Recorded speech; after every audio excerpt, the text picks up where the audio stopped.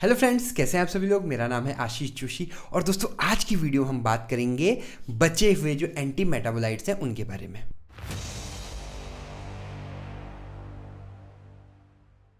दोस्तों पिछली वीडियो में हमने कुछ एंटी मेटाबोलाइट्स की बात करी थी। आज हम बाकी बचे हुए एंटी मेटाबोलाइट्स को ख़त्म करने वाले हैं। एक हम स्टार मार्क की ड्रग पढ़ेंगे, लेकिन उससे पहले हम 2-3 नॉन स्टार मार्क की जो ड्रग है उनके सिर्फ स्ट्रक्चर देख रहे हैं, ज़्यादा हम डिटेल में नहीं पढ़ रहे हैं। क्यों? क्योंकि वो सिलेबस में बहुत ज़्यादा आपका रोल प्ले नहीं कर रहे हैं और एग्ज़ाम पॉइंट ऑफ व्यू से बहुत ज़्यादा इंपॉर्टेंट नहीं है, लेकिन हम एग्ज़ाम के अलावा भी पढ़ रहे हैं। पूरा 100% हमको सिलेबस कवर करना है, इसलिए मैं इनका थोड़ा बहुत जिक्र आपके सामने कर रहा हूँ। ठीक है, अब ये जो कंपाउंड है सामने आप देख रहे हैं, इसका नाम है फ्लोरोयूरेसिल। फ्लोरोयूरेसिल, ठीक है, एफ लगा हुआ है इसमें। यूरेसिल जो है इसका बेसिक मॉइटी है। ये आपका सिंपल सा कंपाउंड है, ये है। इसके यूजेस में आपको कैंसर का ही लिखना है। ठीक है, आपको इसको स्क्रीनशॉट लेना है, स्क्रीनशॉट ले सकते हैं, वरना फ्री ऑफ कॉस्ट मैंने डिस्क्रिप्शन बॉक्स में एक क्लिक पे सारे नोट्स दे रखे हैं। ठीक है, उसी की मैंने भी स्क्रीनशॉट लगाए हैं। ये मेरे खुद के लिखे हुए जो है हैंड रिटन नोट्स हैं, तो आप वहाँ से भी देख सकते हैं। ठीक है, नेक्स्ट हम बात करें ये है आपका फ्लोक्सयूरेसिल, फ्लोक्सयूरेडिन। ठीक है, फ्लोक्सयूरेडिन जो कंपाउंड है बहुत ही इंपॉर्टेंट है, लेकिन स्टार मार्क नहीं है, इसलिए हम बहुत डिटेल में नहीं पढ़ रहे हैं। Breast cancer, lung cancer, anal cancer, इनमें ये यूज़ किया जाता है ज़्यादातर।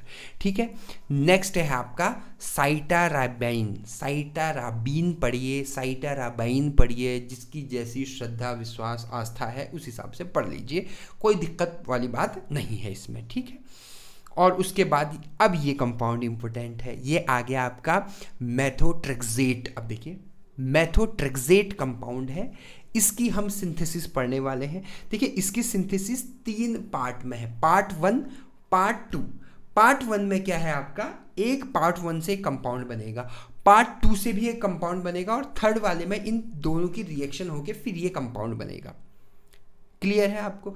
अगर आपको तीनों पार्ट नहीं याद हो पा रहे हैं तो आप लास्ट वाला पार्ट भी लिख सकते हो, कोई दिक्कत वाली बात नहीं है। लेकिन चूंकि हमें सिलेबस पढ़ाना है और सिलेबस को जो है सभी लोगों ने पढ़ना है, तो कुछ लोग इंटरेस्टेड होंगे जानने के लिए कि भैया बना कैसे, तो हम एक बार फटाफट जो है ये पढ़ लेते हैं। अब देखिए, अगर हम पार्ट 1 की बात करें तो सबसे पहले क्या हो रहा है, नाइट्रोबेंजोइल क्लोराइड। अब देखिए, मैंने कभी आपको सेकेंड सेमेस्टर में ये बात बताई थी कि अगर बेंजीन के ऊपर, अब ध्यान से समझिएगा, अगर बेंजीन के ऊपर आपका कौन सा ग्रुप लगा हुआ है, CO ग्रुप लगा हुआ है, तो इसे बेंजोइल पढ़ते हैं, और Cl भी लगा है तो ये हो जाएगा आपका बेंजोइल क्लोराइड।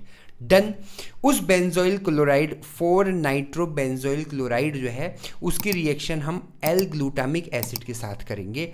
जैसे ही एल ग्लूटामिक एसिड के साथ रिएक्शन करेंगे तो HCl रिमूव हो जाएगा, यहाँ से Cl रिलीज होगा, यहाँ से एक हाइड्रोजन रिलीज होगा, और पूरा कंपाउंड जो है मर्ज हो जाएगा। ये पूरा कंपाउंड जो है मिक्स हो जाएगा और ये बनेगा ग्लूटामिक एसिड का डेरिवेटिव। अगर आपको पूरा नाम याद नहीं हो रहा है तो आप इसके पीछे सिर्फ डेरिवेटिव लिख लीजिए।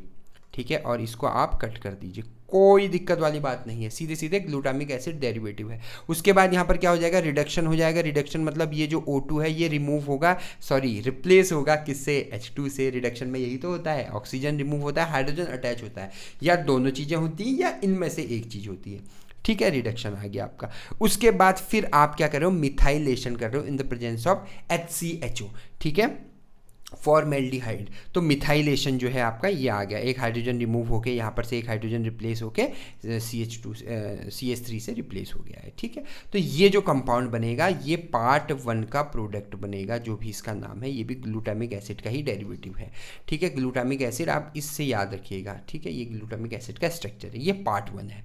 अब हम बात करते हैं इसके पार्ट 2 की।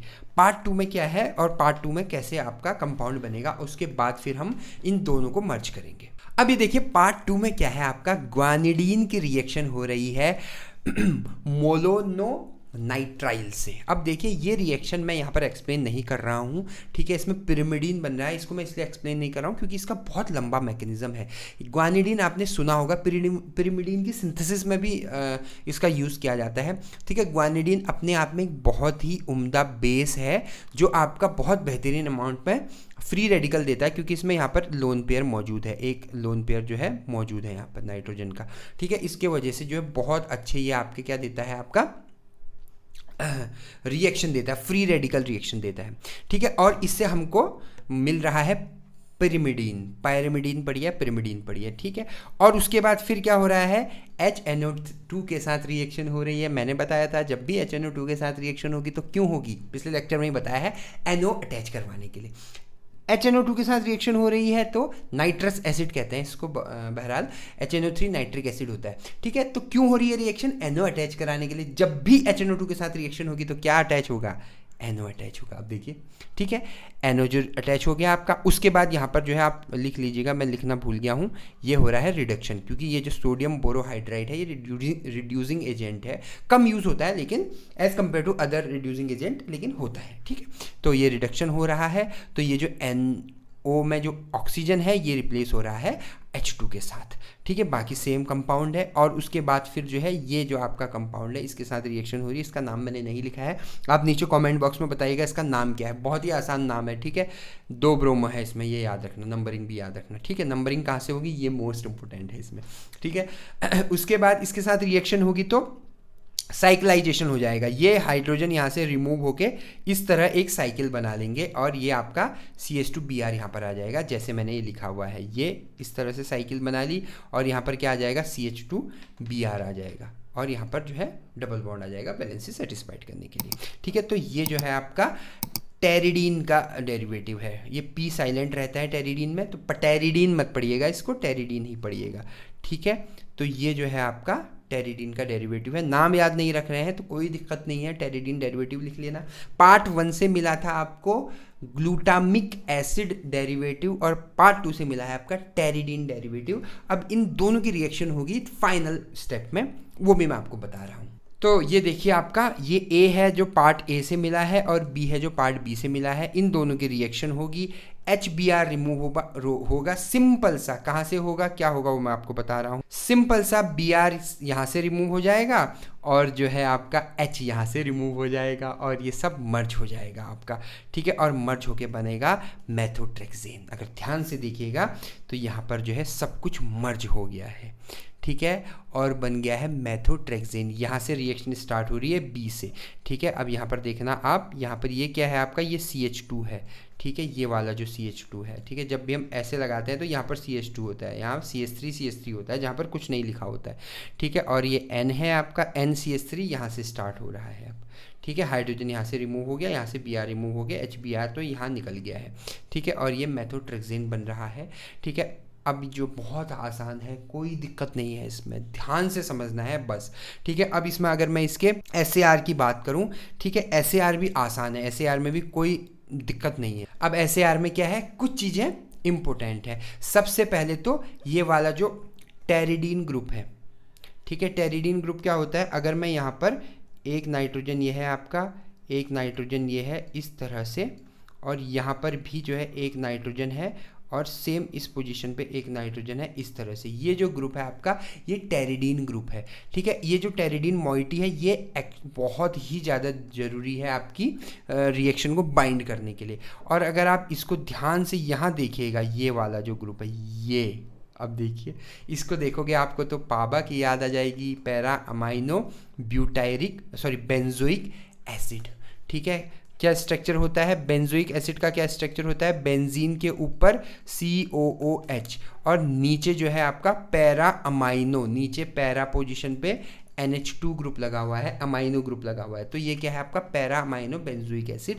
ये भी एक्टिविटी के लिए बहुत ज़रूरी है। उसके बाद अगर हम बात करें ग्लूटामिक एसिड रेजिड्यू की, ये तीनों, ठीक है। तो आप इन तीन, देखिए इसमें आपको एक एक चीज़ याद करने की जरूरत नहीं है, नोट्स तो मैंने दे रखे हैं, उसको आपको गो थ्रू होना है एक बार तो आपको क्लियर हो जाएगा, ठीक है। आज बहुत ज़्यादा गर्मी है लेकिन आपको पता होना चाहिए, बस मैं ये चाहता हूँ इसको आप भूल जाओ, लेकिन आप एटलीस्ट देख कर ये बता दो, अच्छा ये पाबा का स्ट्रक्चर है, ये टेरिडीन का स्ट्रक्चर है, ये इतना मुझे बस इतना आपसे एक्सपेक्टेशन है। और मैकेनिज्म ऑफ एक्शन की बात करें तो मैंने आपको पिछले लेक्चर में बताया था, इस बार भी बता देता हूँ। ये क्या करता है आपको पता है, डाईहाइड्रोक्सी फोलेट एक कंपाउंड है जो कि कन्वर्ट होता है ट्राईहाइड्रोक्सी फोलेट में, और ये आपका बहुत इंपॉर्टेंट 2 काम करता है, जिसमें से एक काम तो बहुत ज़्यादा इंपॉर्टेंट है, वो है आपका प्यूरीन की सिंथेसिस, ठीक है, प्यूरिन्स बनाता है ये, ठीक है। दूसरा भी कुछ काम करता है, वो भी मेरे ध्यान में नहीं है, उसको छोड़ देते हैं हम। लेकिन इसमें मोस्ट इंपॉर्टेंट क्या है, ये किसकी प्रेजेंस में कन्वर्ट होता है, ये प्रेजेंस में कन्वर्ट होता है DHFR, डाईहाइड्रोक्सी फोलेट या डाईहाइड्रोफोलेट रिडक्टेज। ये क्या है, एक एंजाइम है, इस एंजाइम की प्रेजेंस में कन्वर्ट होता है। तो हमने क्या करना है, इसी से मिलता जुलता एक नया एंजाइम बनाना है, मतलब नया कंपाउंड बनाना है जो इसकी एक्टिविटी को यहाँ पर क्या कर देगा, ब्लॉक कर देगा। जैसे ये इसकी एक्टिविटी को ब्लॉक कर देगा तो यहाँ पर प्यूरिन की सिंथेसिस नहीं हो पाएगी, THF बनेगा ही नहीं, तो प्यूरिन की सिंथेसिस नहीं होगी। ये इसका बेसिक मैकेनिज्म है।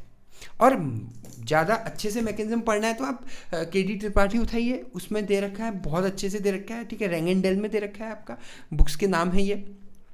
और फार्माकोलॉजी पढ़िए आप, फार्माकोलॉजी में बहुत अच्छे से दे रखा है। लेकिन अभी यहाँ पर आप स्ट्रक्चर बेस्ड, देखिए मेडिसिनल में मैकेनिज्म पे बहुत ज़्यादा फोकस हम नहीं करेंगे एज़ कम्पेयर टू SAR, ठीक है। SAR मैंने आपको बता ही दिया है, बाकी नोट्स में देखो सारा कुछ दे रखा है, नीचे 1 क्लिक करना है, फ्री ऑफ कॉस्ट आपको नोट्स मिल जाने हैं, ठीक है।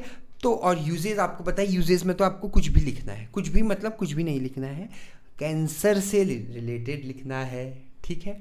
और इसके साथ एक ड्रग इसमें और बची है, उसमें स्टार मार्क नहीं है, तो स्ट्रक्चर देख लेते हैं हम उसका। ये है वो स्ट्रक्चर, ये है वो कंपाउंड, इसका नाम है एजाथायोप्रिन, ठीक है। ये जो एजाथायोप्रिन है, ये इसमें स्टार मार्क नहीं लगा हुआ है, तो इसका स्ट्रक्चर आप बस देख लीजिए, ठीक है। यूजेज आप कुछ भी लिख सकते हैं, अगर आपको नहीं समझ में आ रहा है तो सबसे बढ़िया कैंसर है, उसके बाद आप लिख लीजिए ऑटो इम्यून डिजीज़, ठीक है, ऑटो इम्यून डिसऑर्डर, ठीक है। ये 2 लिख लीजिए अगर आपको याद नहीं है तो। क्लियर है। तो इसी के साथ आपका एंटी मेटाबोलाइट्स मेरी तरफ से हो चुका है ख़त्म।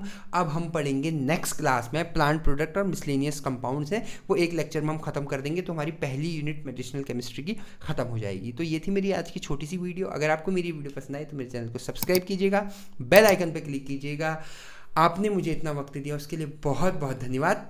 Thank you so much.